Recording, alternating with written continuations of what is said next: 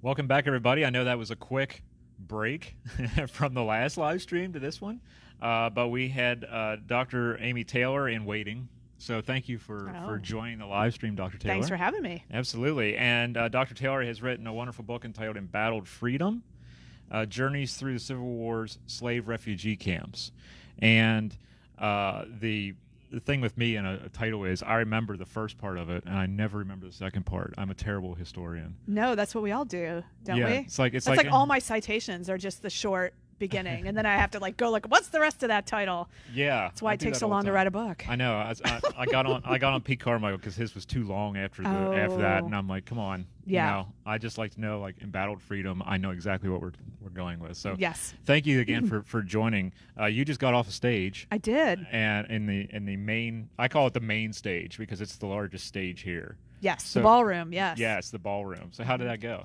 I think fine. You never know as a speaker exactly, but I think so. Yeah. I think it went fine. I was speaking about something that, as some of the people asking questions suggested, is something they hadn't heard much about. Mm-hmm. So it's enjoyable to be able to have that chance to kind of bring them something that was entirely different and new. Right, right. And it's something I've studied the Civil War for years, and I'm guilty of that too. Yeah. That I never thought about the slave refugee camps as much as I probably should have, and the logistics behind it, and all that stuff, and how we hear about refugees in the modern era too, and the connections. Yeah, there's been a little bit writing here and there. W.E.B. Du Bois in Black Reconstruction, he writes about it a little bit. So there's been some, but don't beat yourself up because there are a lot of reasons why we don't know more about this, going back to the way we don't know much about slavery in the Civil War in general. Mm-hmm. So I think it's a reflection of how the Civil War has been remembered, in memory, how it's been written about. Mm-hmm. Yeah, it's not your fault. Well, I can be self-deprecating. When did this whole research and idea take place? How did it start to write this book? Yeah, it's one of those things circulating in my head for a long time. So my first book was about divided families in the Civil War. Okay. And which is not a topic really related to this one at all, except that in the research for it, I just kept coming across references to people living in these kinds of camps, contrabands. Mm-hmm. And so it's kind of one of those things when you're doing research, you just file it away. What is this thing? And I kept not finding enough written about it to really answer my questions. Okay. So for years that was going on, but it was around 2008 or 9. This was about a 10-year project. Okay. That seems to be about average with a lot of books. You think? I feel like that took me so long. Really? A lot of people I talk to say I'm a little 10 years. apologetic about it sometimes when I'm talking to people. I don't think you should be. Okay, good. So that's about when it started, and I didn't quite know what shape it was going to take for a long time. I just kind of dug in. In that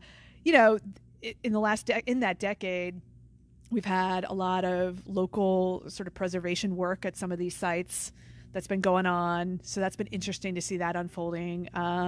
And Chandra Manning has written a book on the subject. There's some others who are doing some research, the Volia Glimpse. So, it's really, I feel like this last decade, as I was working on it, it's suddenly this history is getting its due. Mm-hmm. And hopefully that will continue. There has been a shift, hasn't there, in the way we see the I shouldn't say darker side of that time period, mm-hmm. but our flaws and what we've done. Has been a shift, hasn't there? Well, yeah, some people talk about the dark turn of the Civil War. I just feel like I don't know how much I love that term. I think it's more just we're just seeing war for what it is, and it's violent and it's deadly. It's not all glorious. And there are refugees everywhere. And so this is an emancipation story. So we've talked about emancipation for a long time.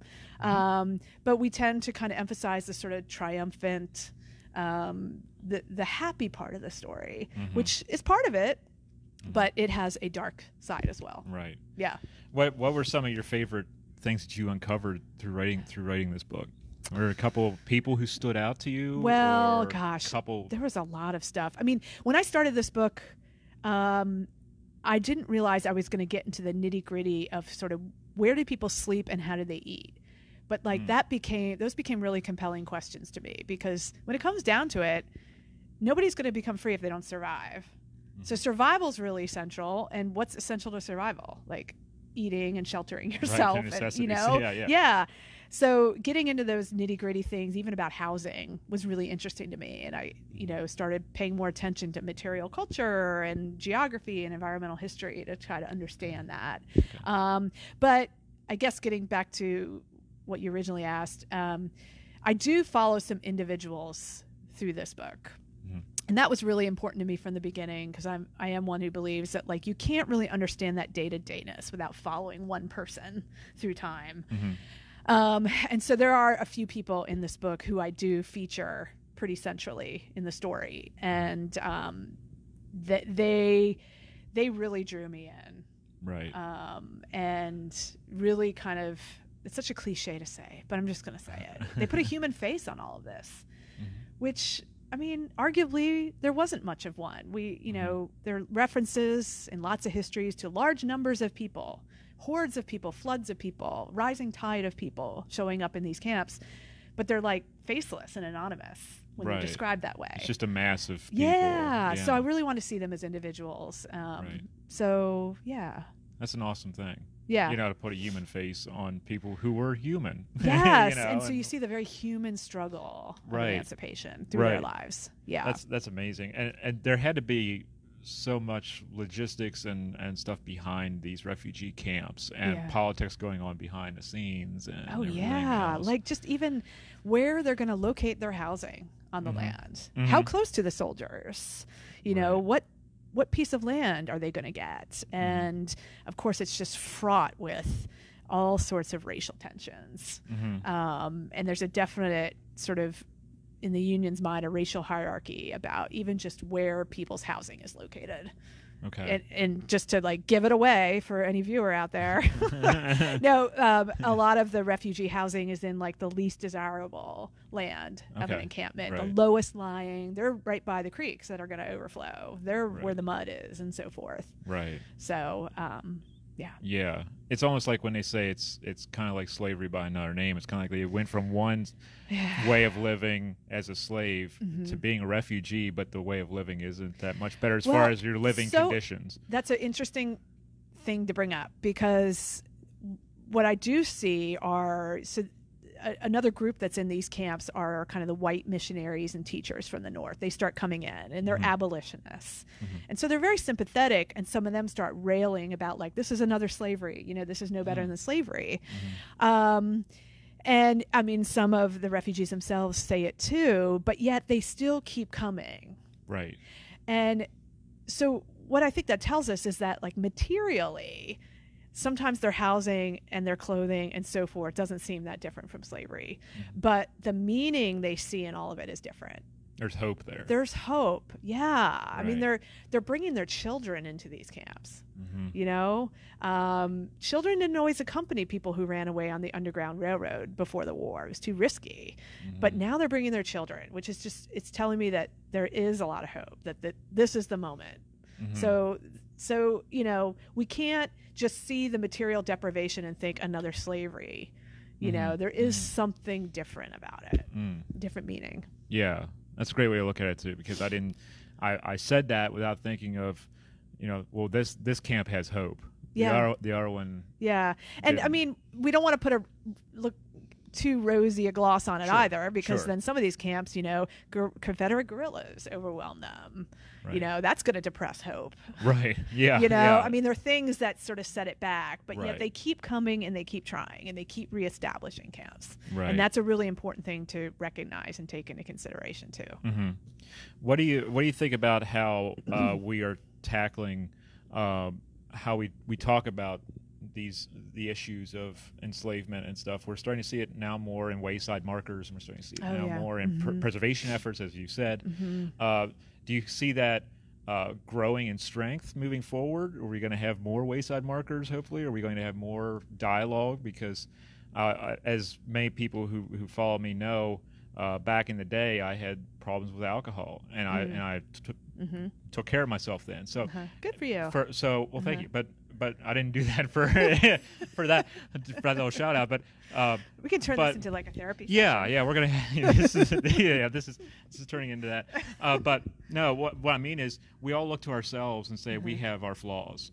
Yeah. We try to make ourselves better and better people. So and I'm starting to nation see that as part of our nation. Are we doing that as well in some way? Even though there is blowback from some who just don't want to see it that way. And I know that's sometimes an awkward thing to say. Yeah. But when you look at dialogue such as you have in here, and you have a monograph such as this, it makes you wonder. Okay, where were these places located, and how can we maybe preserve that area?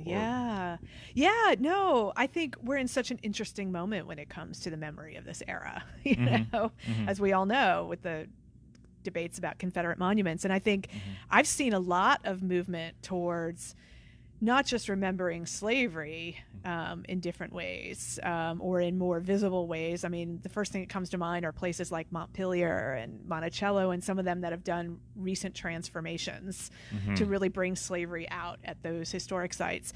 But this history, this emancipation history in particular, you know, as I mentioned before, like the last 10 years, all of a sudden things are kind of happening in a lot of the places where these camps once stood, led by, in a lot of cases, descendants of people who lived there, who they're really the driving force of this. So Helena, Arkansas, it's going on, Corinth, Mississippi, Camp Nelson, Kentucky, Hampton, Virginia, Mitchellville, South Carolina, which is on Hilton Head.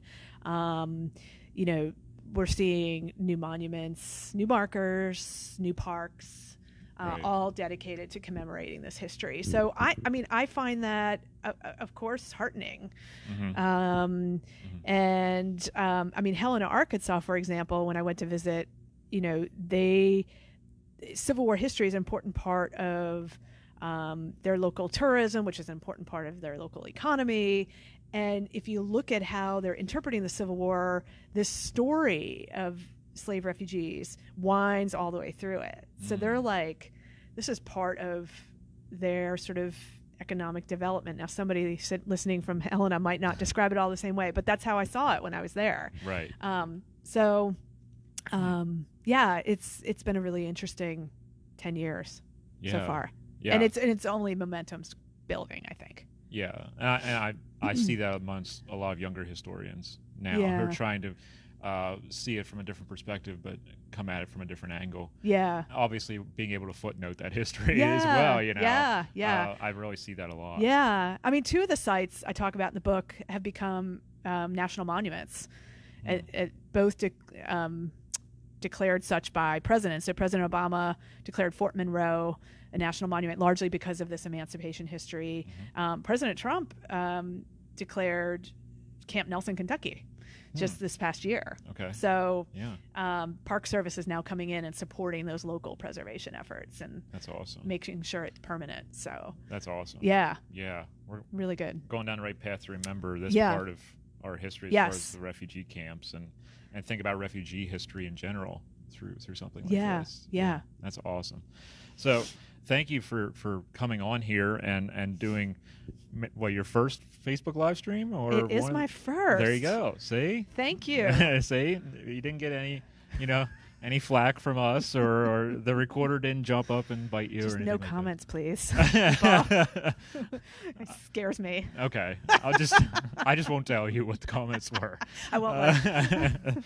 But Dr. Thanks for having me. Absolutely, Dr. Taylor. Again, the book is titled Embattled Freedom: Journeys Through the Civil War's Slave Refugee Camps. Pick up your copy, and I'm really looking forward to reading my copy as well.